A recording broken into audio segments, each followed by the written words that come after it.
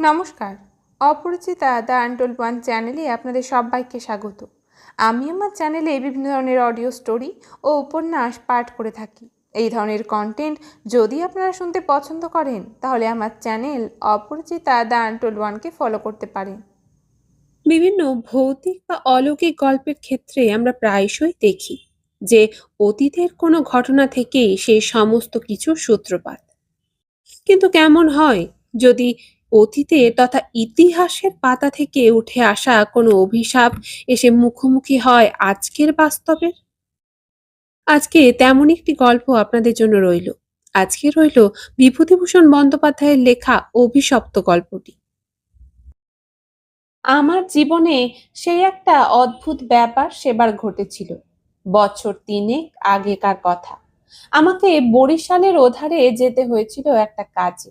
ও অঞ্চলের একটা গঞ্জ থেকে বেলা প্রায় ১২টার সময় নৌকায় উঠলুম। আমার সঙ্গে এক নৌকায় বরিশালের এক ভদ্রলোক ছিলেন। গল্পে গুজবে সময় কাটতে লাগলো। সময়টা পুজোর পরে। দিনমানটা মেঘলা মেঘলা কেটে গেল। মাঝে মাঝে টিপ টিপ করে বৃষ্টিও পড়তে শুরু করলো। সন্ধ্যার কিছু আগে কিন্তু আকাশটা অল্প পরিষ্কার হয়ে গেল। ভাঙা ভাঙা মেঘের মধ্যে দিয়ে চতুর্দশীর চাঁদের আলো অল্প অল্প প্রকাশ হলো। সন্ধ্যা হবার সঙ্গে সঙ্গে আমরা বড় নদী ছেড়ে একটা খালে পড়ব। শোনা গেল খালটা এখান থেকে আরম্ভ হয়ে নোয়াখালীর উত্তর দিয়ে একেবারে মেঘনায় মিশেছে। পূর্ববঙ্গে সেই আমার নতুন যাওয়া। চোখে কেমন সব একটু নতুন ঠেকতে লাগলো। অপরিসর খালের দুই ধারে বৃষ্টিস্নাত কেয়ার জঙ্গলে মেঘে আধো ঢাকা চতুর্দশীর জ্যোৎস্না চিকমিক করছিল। মাঝে মাঝে নদীর ধারে বড় বড় মাঠ, সটি, বেত, ফার্ন গাছের বন জায়গায় জায়গায় খালের জলে ঝুঁকে পড়েছে। বাইরে একটু ঠান্ডা থাকলেও আমি ছইয়ের বাইরে বসে দেখতে দেখতে যাচ্ছিলুম বরিশালের সে অংশটা সুন্দরবনের কাছাকাছি।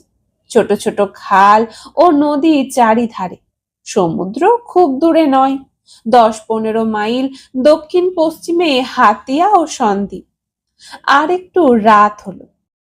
খালের দুই পারে নির্জন জঙ্গল অস্ফুট জ্যোৎস্নায় কেমন যেন অদ্ভুত দেখাতে লাগলো।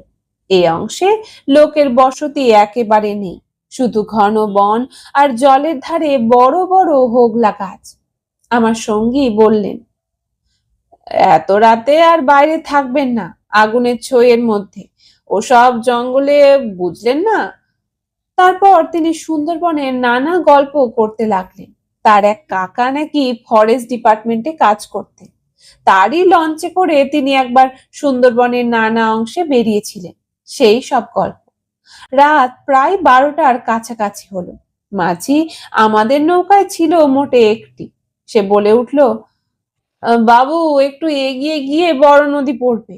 এত রাতে একা সে নদীতে পাড়ি জমাতে পারবো না। এইখানেই নৌকো রাখি। নৌকো সেইখানেই বাঁধা হলো। এদিকে বড় বড় গাছের আড়ালে চাঁদ অস্ত গেল। দেখলুম অপ্রশস্ত খালের দুধারে অন্ধকারে ঢাকা ঘন জঙ্গল। চারিদিকে কোনো শব্দ নেই। পতঙ্গগুলো পর্যন্ত চুপ করেছে। সঙ্গীকে বললুম, মশাই, এই তো সরু খাল, পাড় থেকে বাঘ লাফিয়ে পড়বে না তো নৌকোর উপর? সঙ্গী বললেন, না পড়লেই আশ্চর্য হব। শুনে অত্যন্ত পুলকে ছইয়ের মধ্যে ঘেঁষে বসল। খানিকটা বসে থাকবার পর সঙ্গী বললে, আসুন একটু শোয়া যাক। ঘুম তো হবে না, আর ঘুমানো ঠিকও না। আসুন একটু চোখ বুজে থাকি।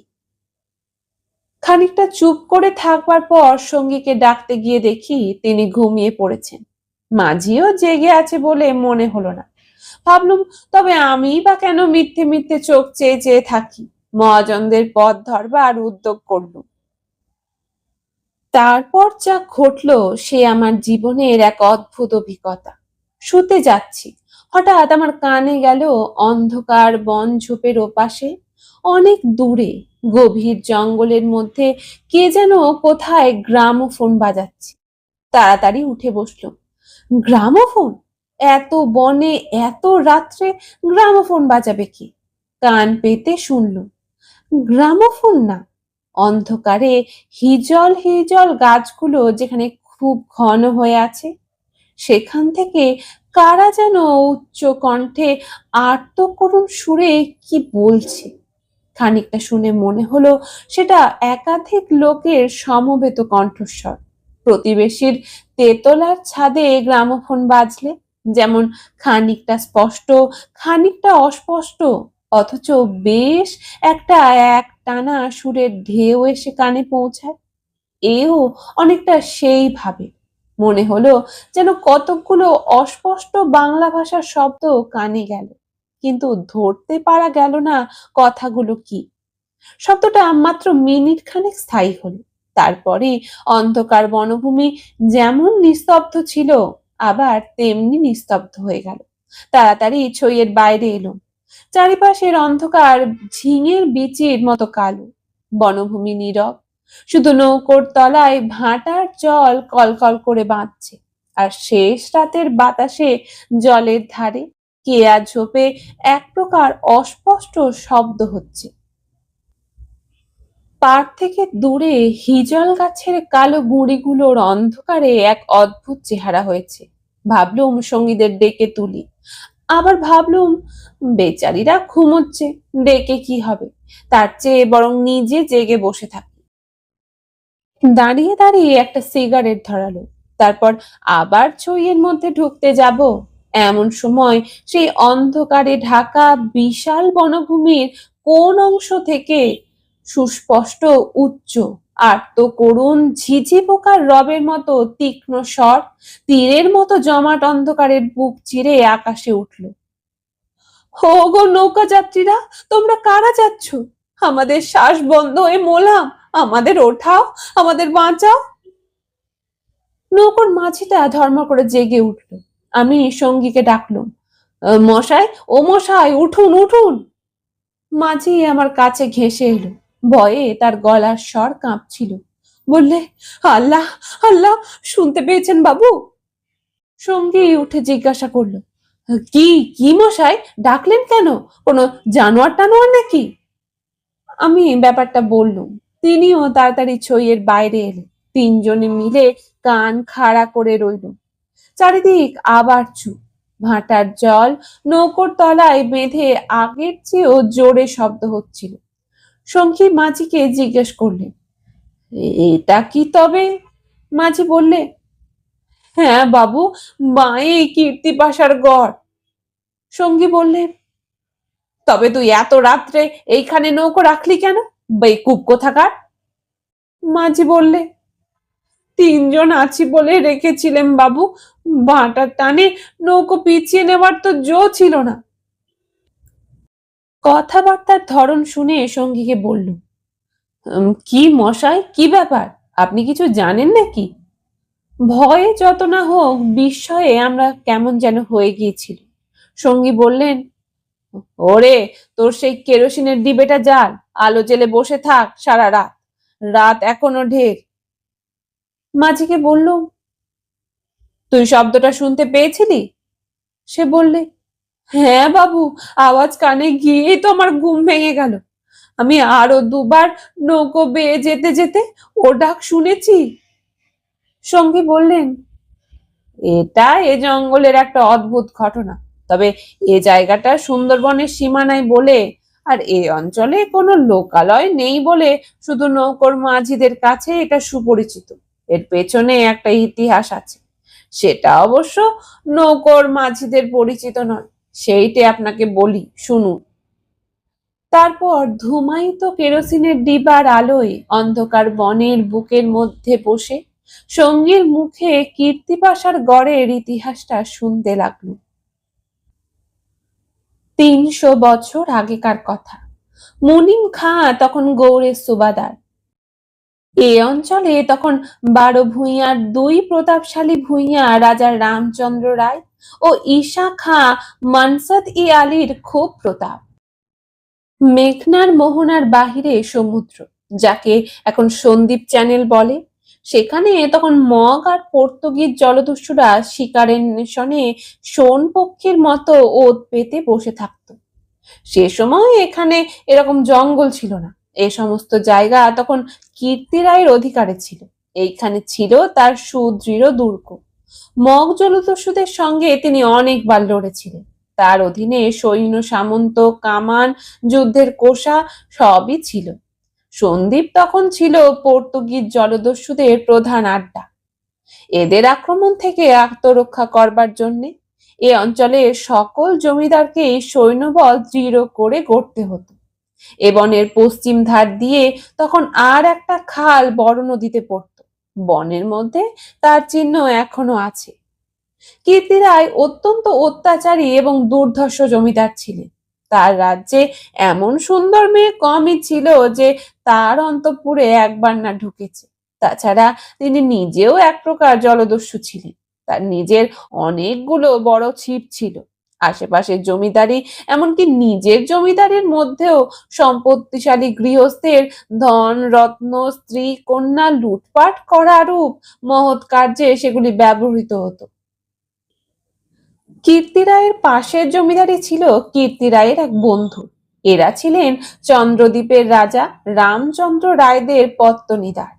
অবশ্য সে সময় অনেক পত্তনিদারের ক্ষমতা এখনকার স্বাধীন রাজাদের চেয়ে বেশি ছিল। কীর্তি রায়ের বন্ধু মারা গেলে তার তরুণ বয়স্ক পুত্র নরনারায়ণ রায় পিতার জমিদারির ভার পান। নরনারায়ণ তখন সবে যৌবনে পদার্পণ করেছেন। অত্যন্ত সুপুরুষ, বীর ও শক্তিমান। নরনারায়ণ কীর্তি রায়ের পুত্র চঞ্চল রায়ের সমবয়সী ও বন্ধু। সেবার কীর্তি রায়ের নিমন্ত্রণে নরনারায়ণ রায় তার রাজ্যে দিন কয়েকের জন্য বেড়াতে এলেন। চঞ্চল রায়ের তরুণী পত্নী লক্ষ্মী দেবী স্বামীর বন্ধু নরনারায়ণকে দেবরের মতো স্নেহের চোখে দেখতে লাগলেন। দু একদিনের মধ্যে কিন্তু সে স্নেহের চোটে নরনারায়ণ বিব্রত হয়ে উঠল। নরনারায়ণ তরুণ বয়স্ক হলেও একটু গম্ভীর প্রকৃতি। বিদ্যুৎ চঞ্চলা তরুণী বন্ধু পত্নীর ব্যঙ্গ পরিহাসে গম্ভীর প্রকৃতির নরনারায়ণের মান বাঁচিয়ে চলা দুষ্কর হয়ে পড়ল। স্নান করে উঠেছেন, মাথার তাজ খুঁজে পাওয়া যায় না। নানা জায়গায় খুঁজে হয়রান হয়ে তার আশা ছেড়ে দিয়ে বসে আছে। হঠাৎ কখন নিজের বালিশ তুলতে গিয়ে দেখেন তার নিচেই তার চাপা আছে। যদিও এর আগেও তিনি বালিশের নিচে খুঁজেছেন। তার প্রিয় তরবারিখানা দুপুর থেকে বিকেলের মধ্যে 5 বার হারিয়ে গেল। আবার 5 বারই সম্পূর্ণ অপ্রত্যাশিত স্থান থেকে খুঁজে পাওয়া গেল। তাম্বুলে এমন সব দ্রব্যের সমাবেশ হতে লাগলো যা কোনো কালেই তাম্বুলের উপকরণ নয়। তরল মস্তিষ্ক বন্ধু পত্নীকে কিছুতেই এঁটে উঠতে না পেরে অত্যাচার জর্জরিত নরনারায়ণ রায় ঠিক করলেন তার বন্ধুর স্ত্রীটি একটু ছিটগ্রস্ত।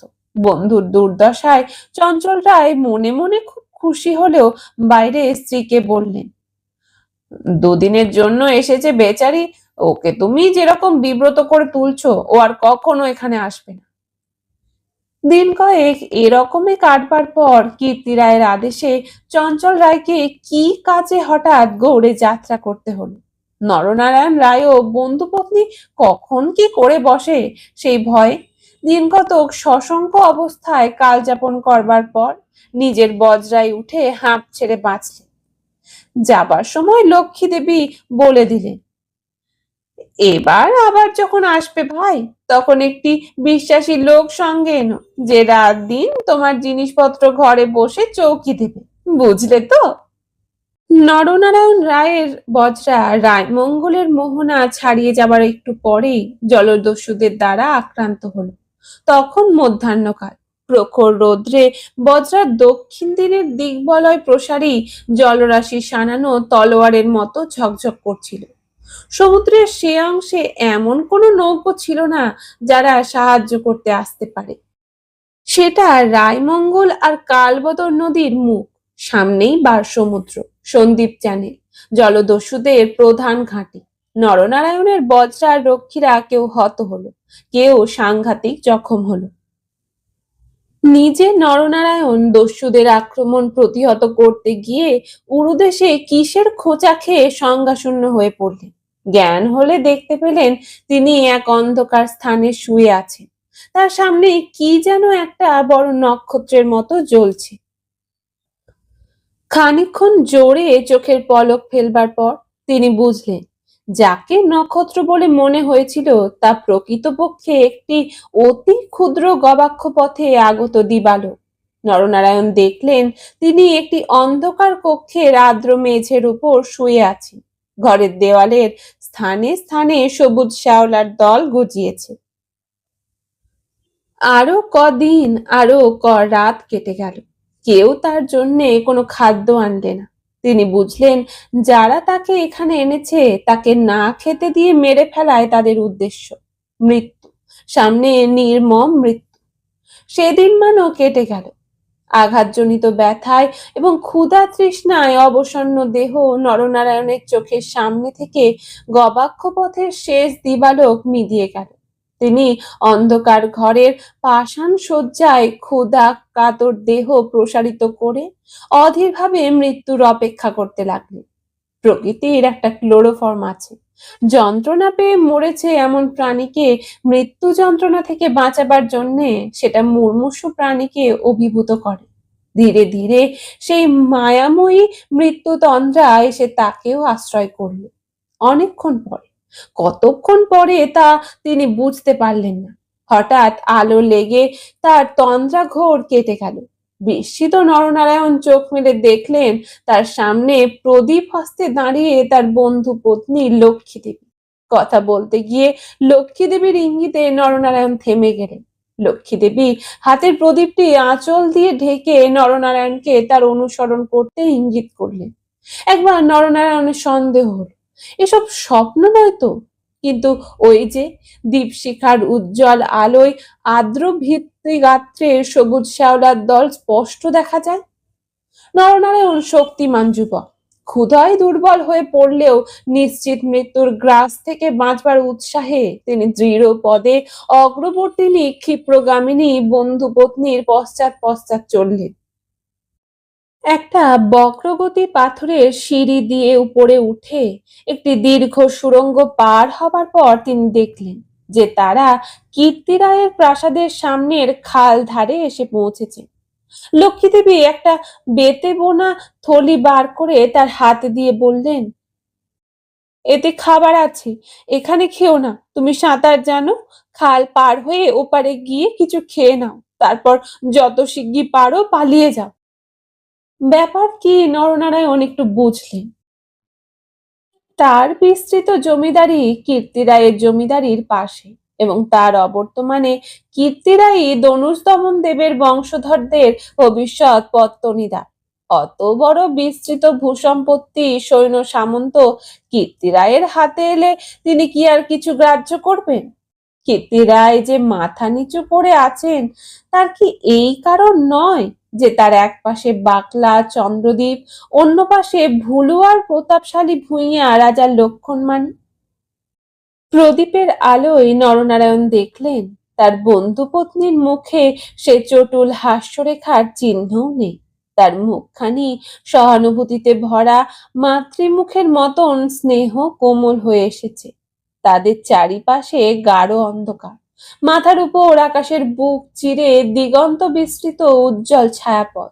নিকটেই খালের জল জোর ভাটার টানে তীরের হোগলা গাছ দুলিয়ে কলকল শব্দে বড় নদীর দিকে ছুটেছে। নরনারায়ণ আবেগপূর্ণ সুরে জিজ্ঞাসা করলেন, বউ ঠাকুরুন, চঞ্চল কি এর মধ্যে আছে? লক্ষ্মী দেবী বললেন, না ভাই, তিনি কিছু জানেন না, এসব শ্বশুর ঠাকুরের কীর্তি, এর জন্যই তাকে অন্য জায়গায় পাঠিয়েছেন। এখন আমার মনে হচ্ছে গৌটোর সব মিথ্যে। নরনারায়ণ দেখলেন লজ্জায় দুঃখে তার বন্ধু পত্নীর মুখ বিবর্ণ হয়ে উঠেছে। লক্ষ্মী দেবী আবার বললেন, আমি আজ জানতে পারি খিড়কির ঘরের পায়ে সর্দার আমায় মা বলে, তাকে দিয়ে দুপুর রাতের পাহারা সব সরিয়ে রেখে দিয়েছিলাম, তাই। নরনারায়ণ বললেন, বউ ঠাকুরুন, আমার এক বোন ছেলেবেলায় মারা গিয়েছিল, তুমি আমার সেই বোন, আজ আবার ফিরে এলে। লক্ষ্মী দেবীর পদ্মের মতো মুখখানি চোখের জলে ভেসে গেল। একটু ইতস্তত করে বললেন, ভাই, বলতে সাহস পাইনি, তবুও একটা কথা বলছি, বোন বলে যদি রাখো। নরনারায়ণ জিজ্ঞাসা করলেন, কি কথা বউ ঠাকুরুন? লক্ষ্মীদেবী বললেন, তুমি আমার কাছে বলে যাও ভাই যে শ্বশুর ঠাকুরের কোনো অনিষ্ট চিন্তা তুমি করবে না। নরনারায়ণ রায় একটুখানি ভাবলেন, তারপর বললেন, তুমি আমার প্রাণ দিলে বউ ঠাকুরুন, তোমার কাছে বলে যাচ্ছি, তুমি বেঁচে থাকতে আমি তোমার শ্বশুরের কোনো অনিষ্ট চিন্তা করব না। বিদায় নিতে গিয়ে নরনারায়ণ একবার জিজ্ঞাসা করলেন, বউ ঠাকুরুন, তুমি ফিরে যেতে পারবে তো? লক্ষ্মীদেবী বললেন, আমি ঠিক যাব, তুমি কিন্তু যত দূর পারো সাঁতরে গিয়ে তারপর ডাঙায় উঠে চলে যেও। নরনারায়ণ রায় সেই ঘন কৃষ্ণ অন্ধকারের মধ্যে নিঃশব্দে খালের জলে পড়ে মিলিয়ে গেলেন। লক্ষ্মীদেবীর প্রদীপটা অনেকক্ষণ বাতাসে নিভে গিয়েছিল। তিনি অন্ধকারের মধ্যে দিয়ে শ্বশুরের গড়ের দিকে ফিরলেন। একটু দূরে গিয়েই তিনি দেখতে পেলেন পাশের ছোট খালটায় দুখানা ছিপ মশালের আলোয় সজ্জিত হচ্ছে। ভয়ে তার বুকের রক্ত জমে গেল। সর্বনাশ, এরা কি তবে জানতে পেরেছে? দ্রুত পদে অগ্রসর হয়ে গুপ্ত সুড়ঙ্গের মুখে এসে তিনি দেখলেন সুড়ঙ্গের পথ খোলাই আছে। তিনি তাড়াতাড়ি সুড়ঙ্গের মধ্যে ঢুকে পড়লেন। কীর্তিরাই বুঝতেন নিজের হাতের আঙুলও যদি বিষাক্ত হয়ে ওঠে তবে তাকে কেটে ফেলায় সমস্ত শরীরের পক্ষে মঙ্গল। পরদিন আবার দিনের আলো ফুটে উঠল, কিন্তু লক্ষ্মী দেবীকে আর কেউ কোনো দিন দেখেন। রাতের হিংস্র অন্ধকার তাকে গ্রাস করে ফেলেছিল। নরনারায়ণ রায় নিজের রাজধানীতে বসে সব শুনলেন। গুপ্ত সুড়ঙ্গের দুধারের মুখ বন্ধ করে কীর্তিরায় তার পুত্রবধূর শ্বাস রোধ করে হত্যা করেছে। শুনে তিনি চুপ করে রইলেন। এর কিছুদিন পরে তার কানে এলো বাগুন্ডার লক্ষণ রায়ের মেয়ের সঙ্গে শীঘ্রই চঞ্চলের বিয়ে। সেদিন রাত্রে চাঁদ উঠলে নিজের প্রাসাদ শিবিরে বেড়াতে বেড়াতে চারিদিকের শুভ্র সুন্দর আলোয় সাগরের দিকে দৃষ্টিপাত করে দৃঢ় চিত্তে নরনারায়ণ রায়েরও চোখের পাতা যেন ভিজে উঠল। তার মনে হলো তার অভাগিনী বউ ঠাকুরুনের হৃদয় নিঃসারিত নিষ্পাপ অকলঙ্ক পবিত্র স্নেহের ঢেউয়ে সারা জগৎ ভেসে যাচ্ছে। মনে হলো তারই অন্তরের শ্যামলতায় জ্যোৎস্না ধৌত বনভূমির অঙ্গে অঙ্গে শ্যামল সুন্দর শ্রী। নীরব আকাশের তলে তারই চোখের দুষ্ট হাসিটি তারায় তারায় নবমল্লিকার মতন ফুটে উঠেছে। নরনারায়ণ রায়ের পূর্বপুরুষেরা ছিলেন দুর্দর্প ভূমধ্যিকারী দস্যু। হঠাৎ পূর্বপুরুষের সেই বর্বর রক্ত নরনারায়ণের ধমনীতে নেচে উঠল। তিনি মনে মনে বললেন, আমার অপমান আমি একরকম ভুলেছিলাম বউ ঠাকুর, কিন্তু তোমার অপমান আমি সহ্য করব না কখনো। কিছুদিন কেটে গেল। তারপর একদিন এক শীতের ভোর রাত্রির কুয়াশা কেটে যাওয়ার সঙ্গে দেখা গেল কীর্তিরায়ের গড়ের খালের মুখ ছিপে সুলুপে জাহাজে ভরে গিয়েছে। তোপের আওয়াজে কীর্তিরায়ের প্রাসাদ দুর্গের ভিত্তি ঘন ঘন কেঁপে উঠতে লাগলো। কীর্তিরায় শুনলেন আক্রমণকারী নরনারায়ণ রায়, সঙ্গে দুরন্ত পর্তুগিজ জলদস্যু সিবাস্টিও গঞ্জালেস। উভয়ের সম্মিলিত বহরের 40খানা কোষা খালের মুখে চড়াও হয়েছে। পুরা বহরের বাকি অংশ বাহির নদীতে দাঁড়িয়ে। এ আক্রমণের জন্য কীর্তিরায় পূর্ব থেকেই প্রস্তুত ছিলেন। কেবল প্রস্তুত ছিলেন না নরনারায়ণের সঙ্গে গঞ্জালেসের যোগদানের জন্য। রাজা রামচন্দ্র রায় এবং রাজা লক্ষণ মাণিক্যের সঙ্গে গঞ্জালেসের কয়েক বছর ধরে শত্রুতা চলে আসছে। এ অবস্থায় গঞ্জালেস যে তাহাদের পত্তনিদার নরনারায়ণ রাগের সঙ্গে যোগ দেবে, এ কীর্তি রায়ের কাছে সম্পূর্ণ অপ্রত্যাশিত ঘটনা। তাহলেও কীর্তি রায়ের গড় থেকে তোপ চলল। গঞ্জালেস সুদক্ষ নৌবি, তার পরিচালনে 10খানা সুলুপ চড়া ঘুরে গাঙের পাশের ছোট খালে ঢুকতে গিয়ে কীর্তি রায়ের নাওয়ার এক অংশ দ্বারা বাধাপ্রাপ্ত হলো। গডের কামান সেদিকে এত প্রখর যে খালের মুখে দাঁড়িয়ে থাকলে বহর মারা পড়ে। গঞ্জালেস 2খানা কামানবাহী সুলুপ ছোট খালের মুখে রেখে বাকিগুলো সেখান থেকে ঘুরিয়ে এনে চড়ার পিছনে দাঁড় করালো। গঞ্জালেসের অধীনস্থ অন্যতম জলদস্যু মাইকেল রোজারিও ডি ভেগা এই ছোট বহর খালের মধ্যে ঢুকিয়ে গড়ের পশ্চিম দিক থেকে আক্রমণ করার জন্য আদিষ্ট হলো।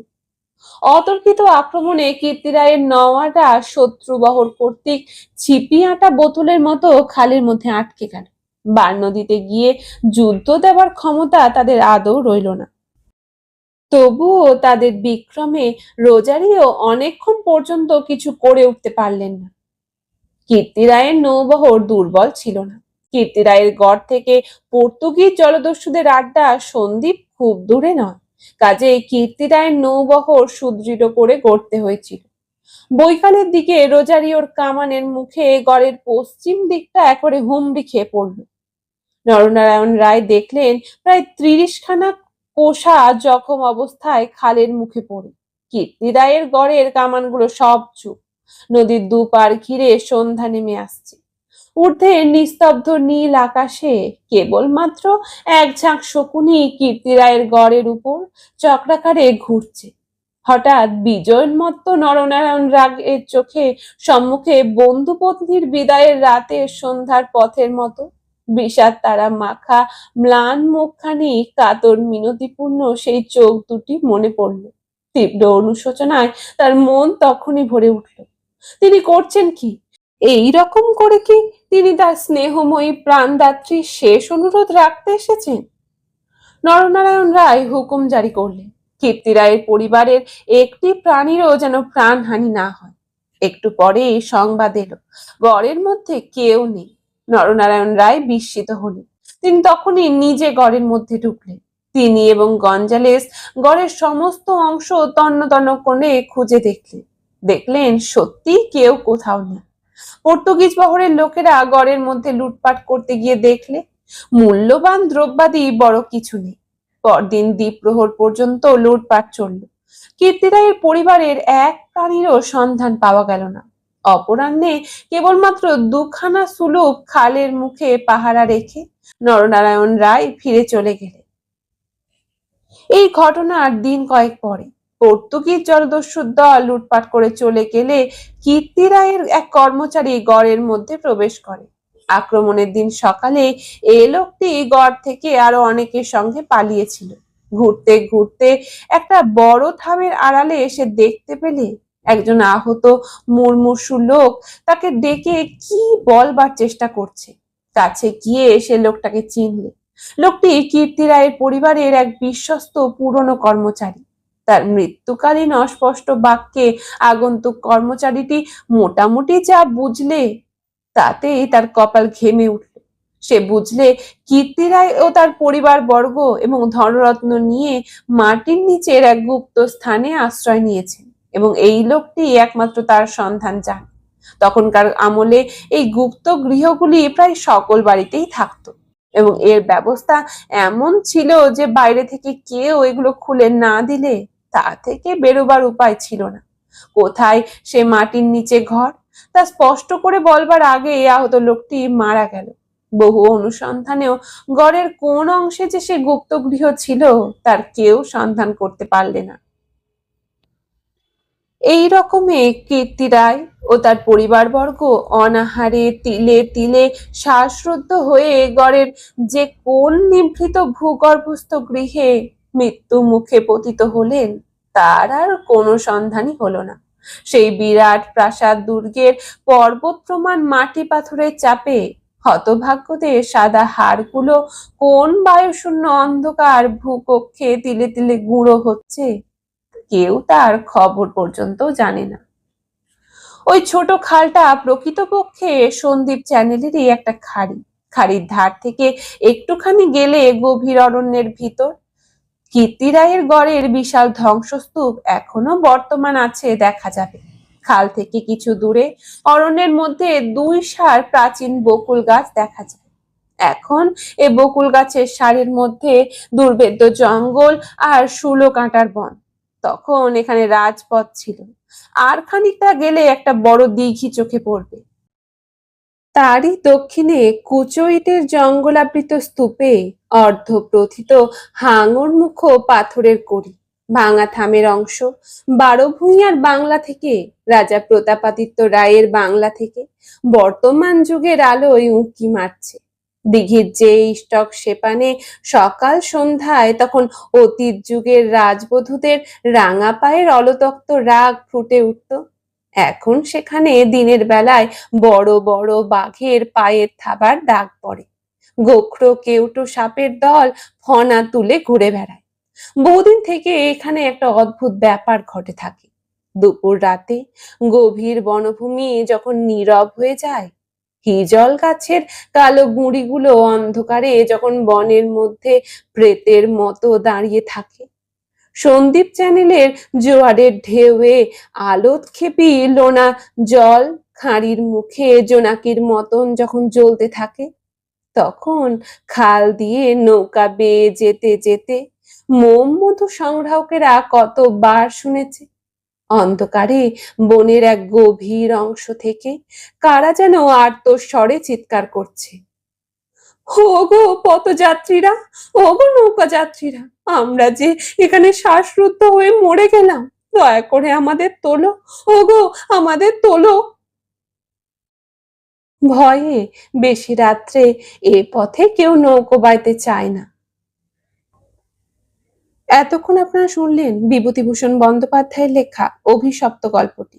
এই ধরনের আরো অডিও স্টোরি শুনতে চাইলে আমার চ্যানেল অপরিচিতা দ্য আনটোল্ড ওয়ানকে ফলো করতে পারেন।